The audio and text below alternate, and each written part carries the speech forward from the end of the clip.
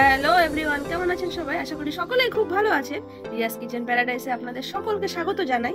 আজকে আপনাদের সামনে একটা দারুণ রেসিপি নিয়ে এসেছি। ভেটকি মাছের কাটার চচ্চড়ি কারা কারা খেতে ভালোবাসো সেটা আমাকে কমেন্টে জানিও। আজকে আমাদের খুব সহজেই এবং খুব দারুণভাবে ভেটকি মাছের কাটার চচ্চড়ি তৈরি করে দেখাবো।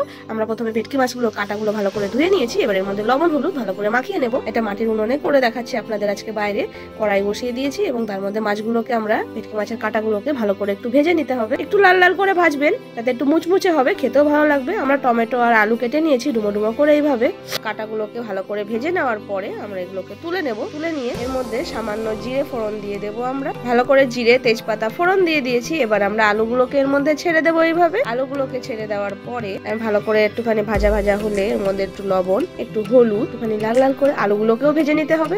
তারপরে আমরা টমেটো কুচি দিয়ে দিলাম এর মধ্যে, দিয়ে আবার একটু ভালো করে নাড়াচাড়া করে নেব। লবণের সাথে টমেটোগুলো একটুখানি নরম হয়ে গেলে, ভালো করে কষে গেলে, তারপরে এবার এর মধ্যে আমরা দিয়ে দেবো আদা রসুন বাটা, পেঁয়াজ বাটা, সব দিয়ে ভালো করে এবার মশলাটাকে কষিয়ে নেব।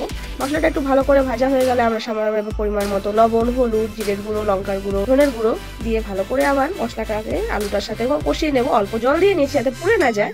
ভালো করে দেখুন এভাবে আমরা মশলাটাকে পুরো কষিয়ে নিয়েছি। এরপরে আমরা এর মধ্যে কাটাগুলো সব দিয়ে দেবো। দিয়ে ভালো করে নাড়াচাড়া করে কাটার গায়ে সব মশলাগুলো যাতে লেগে যায় ভালো করে নাড়াচাড়া করে নিতে হবে। এইভাবে আপনারা ভালো করে অনেকক্ষণ ধরে নাড়াচাড়া করবেন। তারপরে এর মধ্যে আমরা যে জল দিয়ে দেবো, অল্প করে জল দিয়ে ভালো করে ফুটতে দেবো। নামানোর আগে সামান্য পরিমাণ লবণ আর একটু চিনি আর একটুখানি সামান্য পরিমাণ ঘি দিয়ে নামিয়ে নিলেই তৈরি হয়ে যাবে আপনাদের এই ভেটকি মাছের কাটা চচ্চড়ি।